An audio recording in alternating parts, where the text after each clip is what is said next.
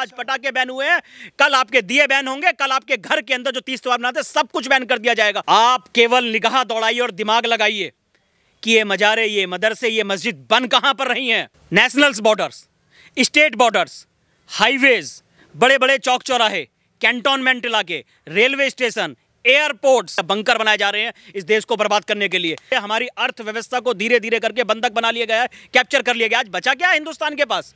आप देखिए, आपके सारे छोटे छोटे व्यापार आपके हाथ में नहीं है।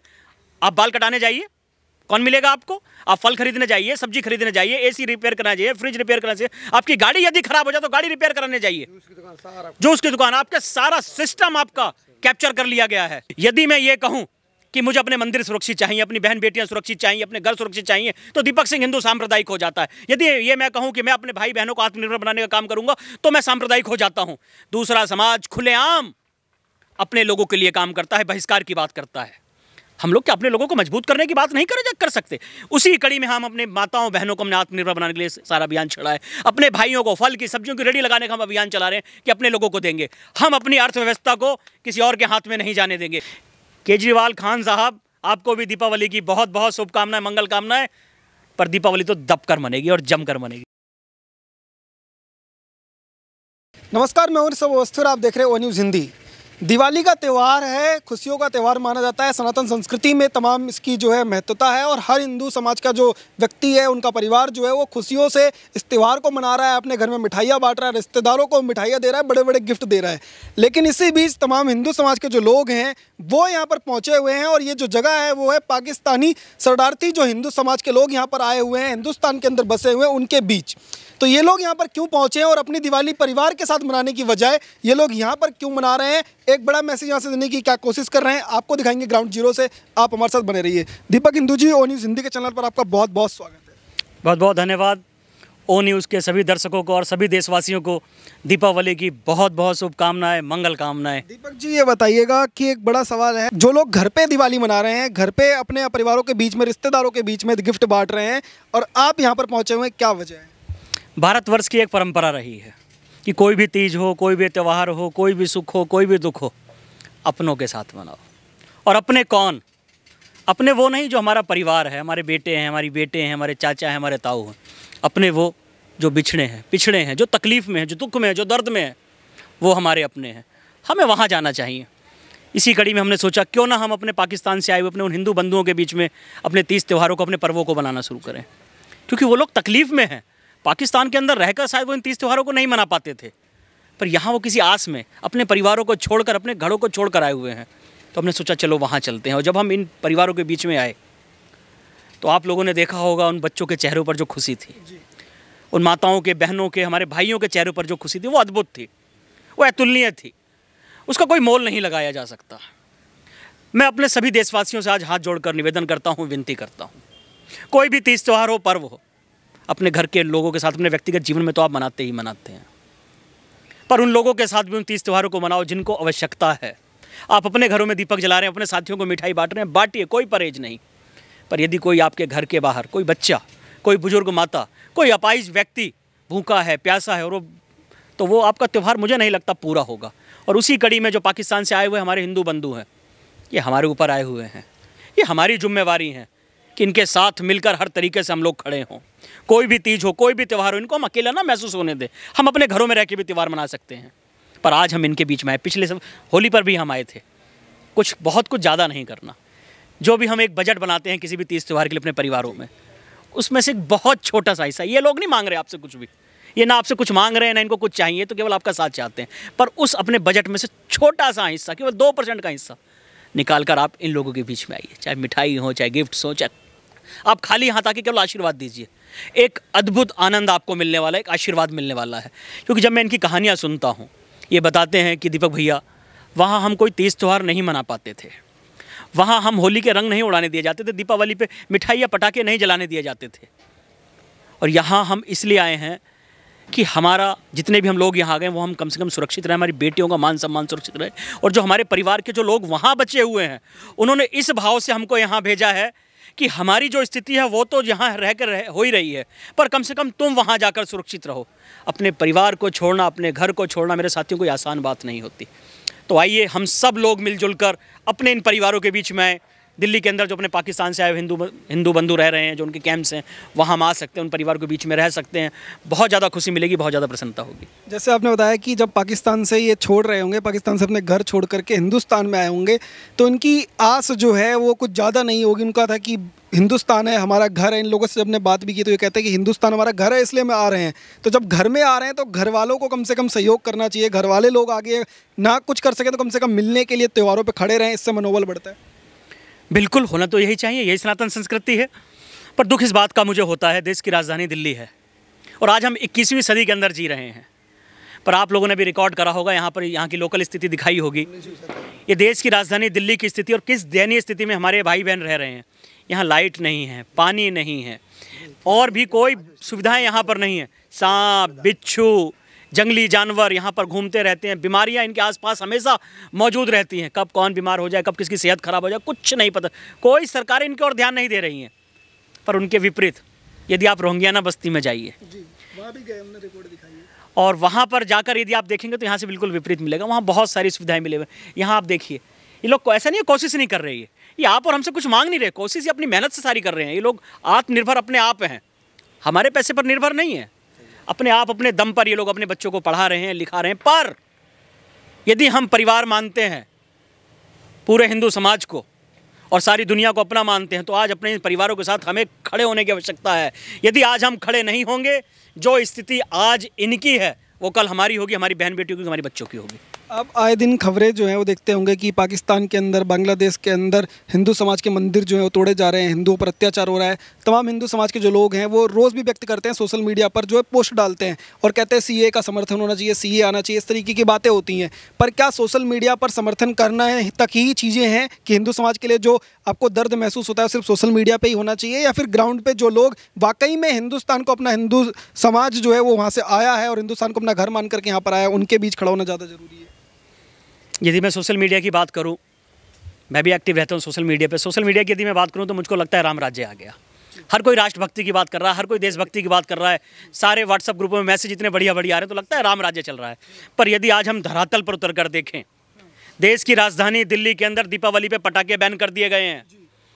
कहाँ है हमारा वो समाज जो अपने घरों में माँ लक्ष्मी की पूजा करता है, गणेश जी की पूजा करता है? केजरीवाल साहब, ये हमारी संस्कृति का विषय है, ये हमारी आस्थाओं का विषय है। आप कैसे हमारी आस्थाओं पे हस्तक्षेप कर सकते हैं? व्हाट्सएप से, फेसबुक से, ट्विटर से बाहर निकलकर जब तक हिंदू समाज धरातल पर आकर प्रतिकार नहीं करेगा, समस्याएं बढ़ती ही रहनी है। आज मंदिर तोड़े जा रहे हैं बांग्लादेश के अंदर, पाकिस्तान के अंदर। क्या हिंदुस्तान में कोई स्थिति बहुत ज़्यादा अच्छी है? हिंदुस्तान की भी वही स्थिति है। हिंदुस्तान में मंदिर तोड़े जा रहे हैं, गाय माता को काटा जा रहा है, हमारी बहन बेटियों को लव जिहाद के माध्यम से दौड़ा कर ले जाया जा रहा है। तो स्थिति कोई बहुत अच्छी नहीं है। आने वाले समय में हिंदुस्तान पाकिस्तान बन जाए तो ये कहने में कोई अतिशयोक्ति नहीं होगी। तो यदि हम चाहते हैं हमारे आने वाली पीढ़ियों का भविष्य सुरक्षित रहे, तो हमें सोशल मीडिया से बाहर आकर ज़मीन पर खड़े होना होगा और ऐसी राष्ट्र विरोधी शक्तियों का विरोध करना होगा जो हमारे धर्म संस्कृति का उपहास उड़ाती हैं। दीपक जी, अभी पिछले कुछ दिनों से आप जिस तरीके से कार्य कर रहे हैं, अलग अलग राज्यों के अंदर बहनों को, माता बहनों के लिए सशक्त करने का काम कर रहे हैं, उसके बारे में कुछ बताएंगे? दीपावली का शुभ अवसर है कि और भी लोग अगर कोई सहयोग करना चाहें तो अपने लेवल पे कैसे कर सकते हैं? मैं यदि कुछ बोलूँगा, क्योंकि इस देश के अंदर एक ऐसी परंपरा चल गई है कि यदि मैं ये बोलूँ कि मैं हिंदू हूँ तो मैं कम्युनल हो जाता हूँ, मैं सांप्रदायिक हो जाता हूँ। पर तो भी चाहे मैं कम्युनल हो जाऊँ, चाहे सांप्रदायिक हो जाऊँ, अपने लोगों की बात करने के लिए तो मैं हाँ हूँ। यदि सनातन की बात बोलना इस देश के अंदर गैर कानूनी, तो मैं गैर कानूनी काम करता हूँ। अभी हमने हिमाचल से शुरुआत करी है और हिमाचल में अपनी माताओं को, बहनों को आत्मनिर्भर बनाने के लिए बहुत सारे निःशुल्क हमने सिलाई ट्रेनिंग सेंटर और ब्यूटी पार्लर सेंटर खोले हैं, केवल इसलिए कि हमारी बहन बेटियों को किसी विधर्मी मानसिकता के व्यक्ति के पास अपने शरीर का नाप देने ना जाना पड़े। आज स्थिति इस प्रकार की इस देश के अंदर निर्माण करी जा रही है, हमारी अर्थव्यवस्था को धीरे धीरे करके बंधक बना लिया गया है, कैप्चर कर लिया गया। आज बचा क्या है हिंदुस्तान के पास?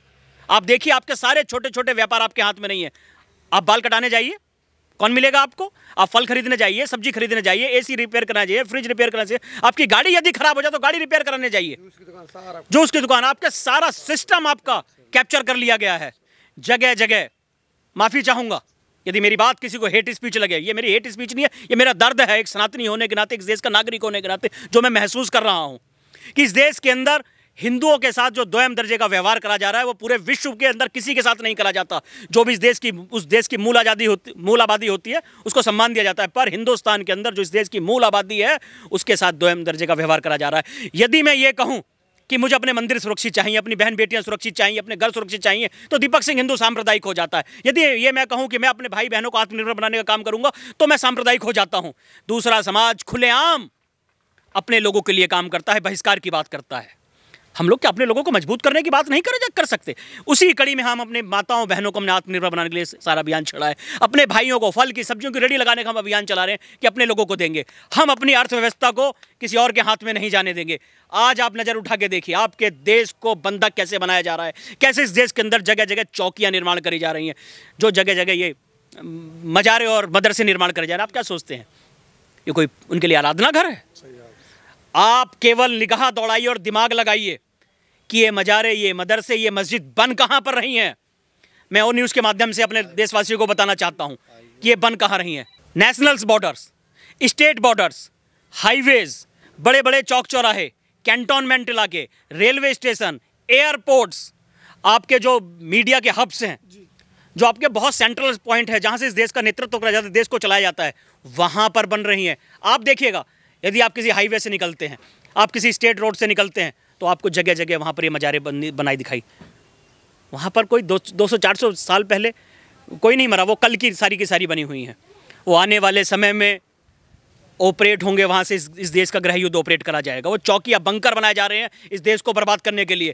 सरकारों को संज्ञान लेना चाहिए और प्रत्येक मस्जिद, प्रत्येक मदरसों का सर्वेक्षण कराना चाहिए। अभी आपने देखा होगा जो नेपाल और बिहार का बॉर्डर है, वहाँ पर आबादी संतुलन इतनी तेज़ी से बदल गया है कि आप अंदाज़ा नहीं लगा सकते। सैकड़ों की संख्या में वहाँ पर मस्जिद मदरसे बना दिए गए हैं, जो जिहाद का अड्डा है, जहाँ से बड़ी संख्या में देश को बर्बाद करने की बातें करी जा रही हैं। 2047 तक देश को इस्लामिक कंट्री डिक्लेयर करने की बातें करी जा रही हैं, और इसी देश के अंदर पीएफआई का लोग समर्थन कर रहे हैं। तो मेरे देशवासियों, अपने लोगों के लिए खड़े हो जाओ। अपने व्यक्तिगत मतभेदों को बुलाकर, अपने राजनीतिक मतभेदों को बुलाकर, अपने क्षेत्रवाद के मतभेदों को बुलाकर केवल राष्ट्रहित के लिए खड़े हो जाओ मेरे भाइयों। दीपक हिंदू जी, एक लास्ट कमेंट चाहता हूं कि जिस तरीके से आज आप इस समाज में, इनके लोग में, अपने समाज के लोगों के बीच में पहुंचे हैं, और तमाम जो लोग हैं उनको भी इस तरीके से आगे बढ़ना चाहिए और अपने समाज के लिए खड़ा होना कम से कम सबसे ज़रूरी काम है। बिल्कुल, मैं निवेदन करता हूं आप सब लोगों से, कड़ी से कड़ी जोड़नी होगी, एक दूसरे का साथ देना होगा, बिना एक दूसरे में कमियां निकाले, एक दूसरे का विरोधी नहीं सहयोगी बनना होगा। जितने भी संगठन हैं इस देश के अंदर, जितने भी राजनीतिक दल हैं, यदि हम सब एकजुट हो जाएं, एक दूसरे के सहयोगी बन जाए, विरोधी ना बन के, तो निश्चित रूप से सफलता इस देश को मिलेगी, देश आगे बढ़ेगा। पर आज हम एक दूसरे को नीचा दिखाने का काम कर रहे हैं, व्यक्तिगत स्वार्थ में आज हम इतने पागल हो गए हैं कि हमें पता नहीं। दीपावली का पावन पर्व है, तो मैं सभी देशवासियों से निवेदन करूंगा, आइए पाकिस्तान से आए हुए अपने हिंदू बंधुओं के बीच में, ये कोई मेरे ही भाई बहन नहीं है, आपके भी हैं। हम सब एक हैं और एक रहेंगे, तभी हमारा भविष्य सुरक्षित रह पाएगा, हमारे आने वाले बच्चों का भविष्य सुरक्षित रह पाएगा। वरना जो पाकिस्तान बांग्लादेश में आज हो रहा है, आने वाले कुछ समय बाद हिंदुस्तान में होगा। दिल्ली में पटाखे जलेंगे इस बारे? नहीं, निश्चित रूप से जलेंगे, आवाज़ों से पता चल जाएगा आपको, गारंटी के साथ जलेंगे। कोई भी 6 महीने का डर दिखाकर हमारी आस्थाओं के साथ खिलवाड़ नहीं कर सकता, और विशेषकर दीपक सिंह हिंदू की आस्थाओं के साथ तो कोई खिलवाड़ नहीं कर सकता। कोई ये कहे कि दीपक सिंह हिंदू, तुम अपना दीपावली का पर्व मत बनाओ, आप होली मत बनाओ, यदि आपने मनाई तो हम आपको जेल की सलाखों के पीछे डाल देंगे, तो दीपक सिंह हिंदू चुप बैठने वाला है क्या? बिल्कुल नहीं बैठेगा। आस्थाओं से कोई समझौता नहीं। और बैन क्या करा गया है? ये जो बैन की तारीख आप देखिए कब से कब तक की है। ये सारा खेल प्रदूषण का नहीं है मेरे भाइयों, ये सारा का सारा खेल दीपावली को बैन करने का है। आज पटाखे बैन हुए हैं, कल आपके दिए बैन होंगे, कल आपके घर के अंदर जो 30 त्योहार मनाते हैं सब कुछ बैन कर दिया जाएगा। आप बताइए ना, इस आपके जो 25-26 तारीख से जब से ये बैन लगा है और 1 जनवरी तक कौन से पर्व पर आपके पटाखे जलाए जाते हैं? कोई बता देगा जरा, जो भी देख रहे हैं मुझको? केवल एक पर्व आता है, दीपावली।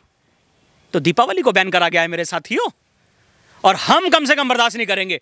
और देश की राजधानी दिल्ली की जनता, केजरीवाल साहब आपको बता देगी कि पटाखे कैसे जलाए जाते हैं। राजकुमार आनंद एक नए मंत्री अभी कैबिनेट में बने आम आदमी पार्टी के, उनके घर के बाहर लड़ियां लगा करके जो पटाखे फोड़े गए, तो जनता ये पूछ रही कि क्या वो प्रदूषण मुक्त थे? हाँ, ये भी बात ठीक है भाई। मुझे कभी कभी पटाखों पे भी सारी गलती से वैसे देखा जाए पटाखों की है। यदि वो किसी नेता के कार्यकर्ताओं के माध्यम से वो पटाखे जलते हैं तो वो ऑक्सीजन फैलाते हैं, और यदि उन्हें कोई हिंदू अपने 30 त्योहारों पर जलाता है तो वो कार्बन डाइऑक्साइड छोड़ते हैं और प्रदूषण फैलाते हैं। सारा दोष पटाखों का ही है, पटाखों का सारा दोष है। केजरीवाल साहब मुझे लग रहा है ठीक काम कर रहे हैं। केजरीवाल खान साहब, आपको भी दीपावली की बहुत बहुत शुभकामनाएं, मंगल कामनाएं, पर दीपावली तो दबकर मनेगी और जमकर मनेगी। बहुत बहुत धन्यवाद दीपक जी।